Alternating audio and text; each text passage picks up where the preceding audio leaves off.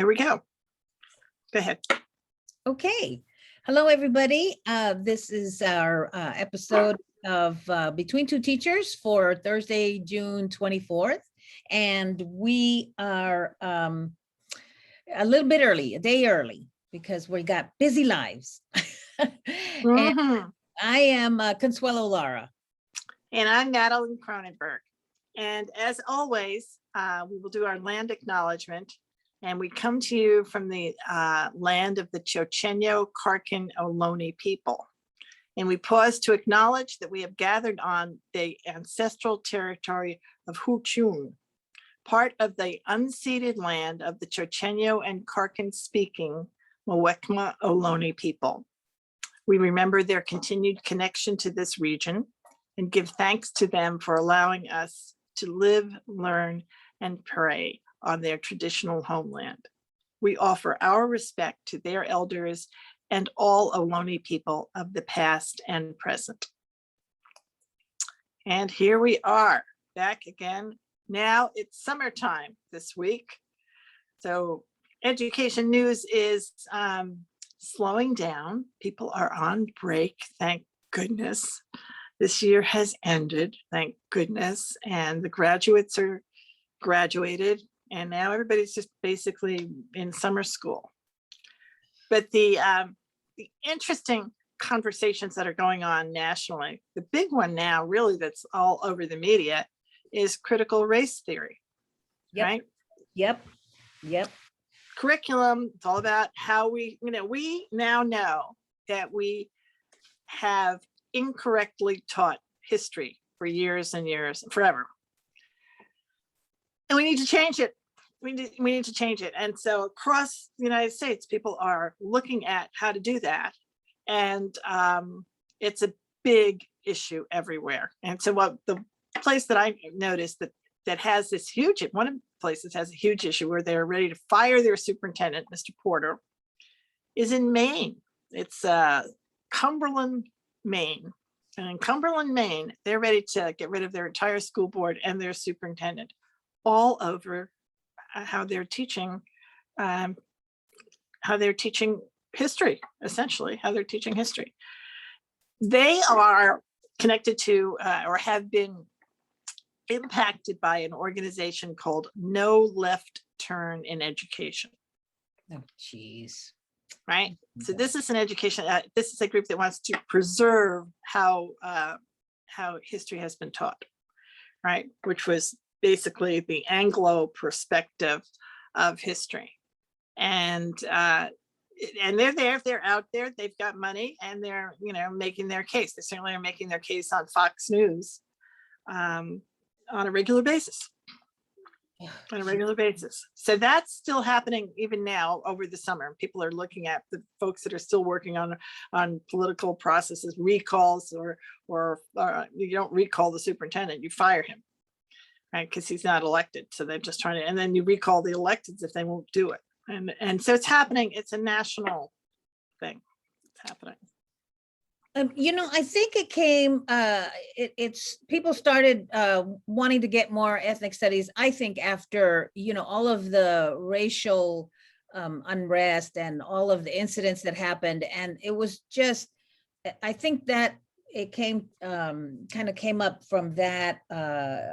And it's just something that there was a problem even before. Like when we tried to pass the ethnic studies model curriculum in Sacramento, there was these group of really white supremacists who were trying to kill that. And so they postponed it. And so they keep working it. What I don't understand is what is the threat? We need ethnic studies because the history they teach right now is not accurate. And exactly. It's not inclusive. If it was inclusive, we wouldn't need ethnic studies. But we need ethnic studies. And so I just don't see what the big threat is for. The way they frame the threat is that what you're what the no left turn people are saying is they don't want their children to be taught to hate white people. Oh, okay. That's basically, that's in a nutshell, that's the issue. That's how they're bringing people on, and that's what Tucker Carlson is talking about, and that's basically what they're saying. And they think ethnic studies will teach them That's to, what it is. That's what they're teaching. in ethnic studies, they don't even talk about they're talking about their own history, or everybody's. So, okay, all right. That's And that's it. They use Right. fear. And that's how they're framing, that's how they're looking at critical race theory, that if you teach the history of slavery to your children correctly, then you're teaching them to hate white people. Yeah, you're teaching the history. This is the history. And what you need to do is look at, what other countries do who own their past. Germany is the best example. Yes. Right? Yes. The German education system, the German people, the German government owns their past. They don't make believe it didn't happen. Yeah. Right. They don't put up statues to members of the Third Reich. They don't do that. Yeah. They don't do that. No. So, oh boy, this is an ongoing one, and it's not going away. It's not going away. But it is this is something we have, at least we're doing it. We're doing something. Right. Yeah. So you can see even we were talking to Adam, who's been on this show, who is a teacher in New Orleans, where they have taken down statues, but they still, it's very deeply part of the culture, right? So you're, in Robert E. Lee School, or you're on Robert E. Lee Street, or you're, it's not just this easy thing to lift up. It's not just moving the statues out that's that's a step. But there is a lot of steps behind it, and they are not ready to change how they're teaching. Yeah. Well, I remember we had a discussion once about Germany, and also South Africa, of going through a process of reconciliation, Right. acknowledgement, Right. and that we did this, and it was wrong, and so now we build upon it. This country has never admitted anything at all. Ever. No. There's never been any. So they're not even there. They're not even there. No. So that's the journey. That's the journey they're on now, right? And so the new generation is it's just, we just have to keep pushing it forward and forward. But it certainly is out there, and it's being it's going to be part of school board elections all over the country now. Right? Yeah. And that's a good thing to talk about it, and because that's the only way it's going to get changed. Yeah. Right. That's what has to happen, but it certainly is happening. We'll keep our eye on that one. Yeah. Okay. Absolutely. There's a lot to follow there. But the other thing I wanted to mention, just because we're talking about the end of the year, is how many people are changing jobs, and how many superintendents are leaving. This week alone, another superintendent, during a board meeting in Marin County, where he is superintendent of Novato, announced that he's leaving in 2 weeks, with still 2 more years on his contract. Wow. Right? Because it was a rough year. Oh yeah, it has been for everybody. It has been. It has been. So there's a lot of shifting around in leadership, right? So it's not just the superintendents. It's last night they announced a new assistant superintendent, or a chief academic officer in West Contra Costa. There's all sorts of leadership changes being made everywhere, and there always are. I wouldn't want to say that that's unusual, but I think the level is unusual, and I think the number of people who are ready to just retire is greater. Yeah. Than it was before, and that's just related to the pandemic. And people are exhausted. They're just exhausted. People are exhausted. Exactly. And then the other thing I wanted to talk about, well, I'll let you talk about this week. You had some exciting adventures this week, right? Where'd you go? This week I went to 2 conferences, and Wednesday they overlapped, and but they were both great. And I want to start with the first one, which was the California Labor Management Initiative, their Summer Institute. And they've been around. This is it, right? Oh, there you go. That's them. And I got introduced to them through the solutions team at West Contra Costa when I was a board member. And they have these workshops, you know, and even after I got off the board, I just love this, the philosophy, you know, the theory behind it, change theory, the process, all of that. I just really enjoy it. It's very positive and it's very effective. So here's the main thrust of it is labor management needs to collaborate. That's the magic word. They have to collaborate. Easy to say, hard to achieve.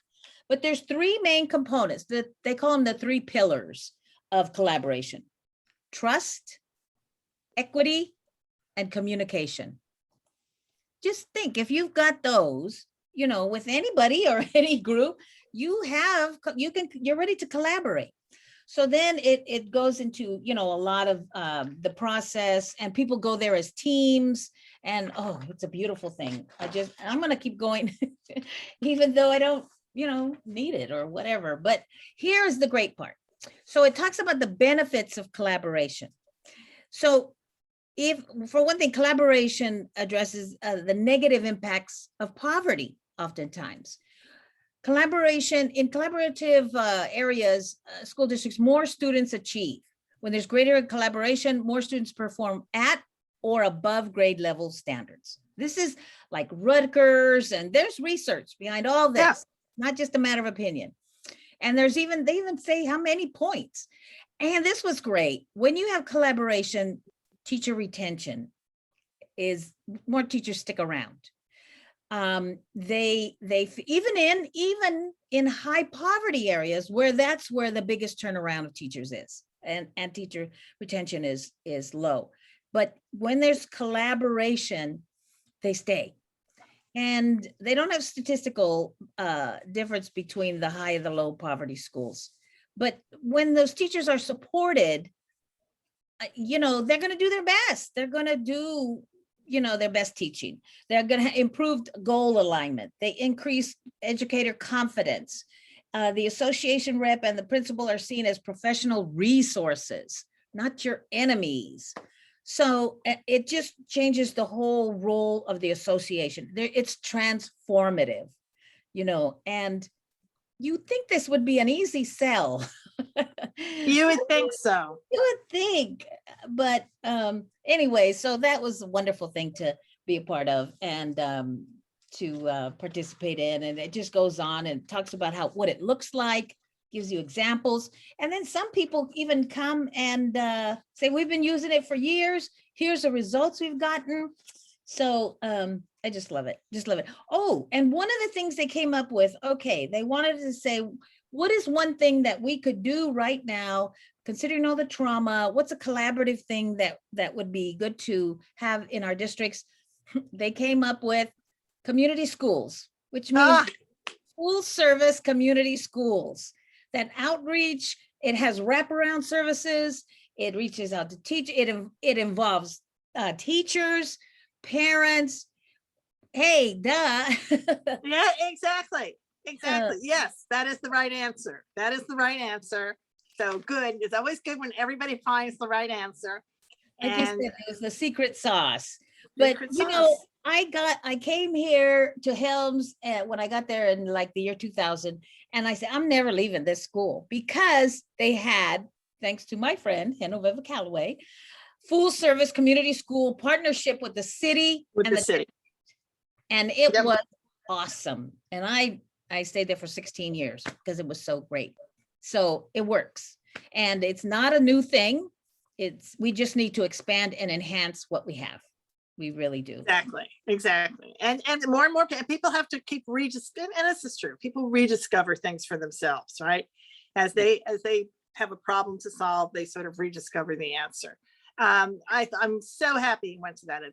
They're a wonderful group, and every district needs to find a way to have trust, equity, and communications among its leaders, right? When you have a group of leaders who don't trust each other, that is felt by everybody, right? It's like a family where, you know, they're about to go through a divorce.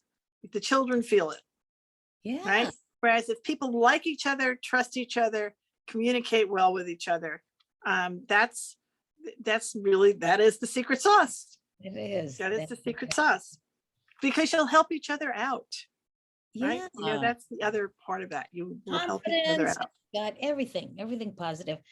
And the other conference I went to was NALEO, National Association of Latino Electeds. Forgot what the O stands for, but and Ricardo Officials. Ricardo Lara, no relation. He was the moderator. Padilla was there, and I mean, it was just awesome. And one of the ones I went to, the one on Latinas in the workforce. And lo and behold, they were talking about women in the trades and getting Latinas into the trades, and how, so it's just kind of everything we've been talking about. Yeah. And is, we need more pre-apprenticeship programs. We need, we need trades. We need, there's hopefully a vision of having a trades pathway at Kennedy. And Yes, there is. that vision, we hope, comes to fruition.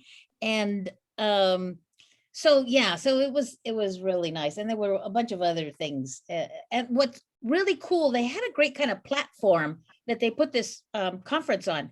And at the end, they said all of these workshops were recorded and are available, and they're going to be there for a year. Wow. You could come back, because some of them were pretty intense. And they talked about COVID, they talked about health, workforce, politics. I mean, you just name it. And those are all important things, right? So that you can, and that's the great news about being able to go online now, and how easy it is for people to record workshops. Yeah. Right. Is that you can go back and watch them again, right? When you need them, and they're available. Yeah. So now I'm exhausted. Tomorrow I gotta get my car fixed, but Well, then I rest. well, you can rest. So this is in West Contra Costa. The big news this week is fall reopening, and this is the message that's going out. The new superintendent, Dr. Hurst, is putting out a memo basically to the community on each of on a variety of topics that deal with reopening. Every week you're going to get another memo. So this is his communication, which is excellent. Right there on time. And there's a place for feedback. So if you don't think your questions are not answered in here, you can just go ahead and respond to the feedback button and email them and get your questions answered specifically. Oh, so I was impressed by that. Yes. And then the other thing that they did this week that was very impressive is they renamed a school, and they renamed it for Betty Susskind. There it is. There she is. I'll just change it again. All right. And so she's there's her book, Sign My Name to Freedom. She had a long history as a leader, and only just recently retired as a park ranger at the Rosie the Riveter Park. And she is going to be 100 years old on September 22nd. Wow. And I think that's the day they'll probably, or around there, that they will rename the school or have the ceremony. They officially did it last night, where they officially did the name. So it is now the Susskind, the Betty Reed Susskind Middle School Community. Officially. Yeah, but I'm sure they'll have a ceremony. Oh, they're absolutely going to have a ceremony, right? Yeah. They're absolutely, and so that was another really exciting thing that happened. They had other conversations around their building program and a few other things, but this was the big one. So it's a big shout out to the district, and of course to Miss Susskind. And our other shout out, well, I don't have the picture, but another shout out I have this week is has to do with privatization. There was, let's see if I saved it. Anyway, I won't. There was in Florida, where every county is a school district. So there are only 12 school districts in the state, because that's how they've divided it up, as opposed to California has 1,000 school districts. Just different system. In one of their school districts, for the first time ever, they had 7 charter schools up for a renewal. And this is renewal, not new schools. They renewed one and they declined to renew the others. Basically, they're closing the other 6. Wow. And that was big news in the state of Florida. It was Yeah. big news in the state of Florida. And it just shows that this is, privatization is a problem. And there comes a point where it will tip your system. You will not be able to serve the other children if all of the money is drained off. And whether it's drained off by vouchers or whether it's drained off by charter schools or any other system that you devise, if the money isn't there to pay for the public schools, you're not going to have public schools. You won't. Right. Yeah. And so this school board, so my shout out is to the fine people of the Hillsborough County School Board in Florida who did the right thing. And then also the article that talked about this gave reference to the League of Women Voters of the state of Florida. And they had taken a position, and they are a nonpartisan group that I'm very familiar with. They're a nonpartisan group.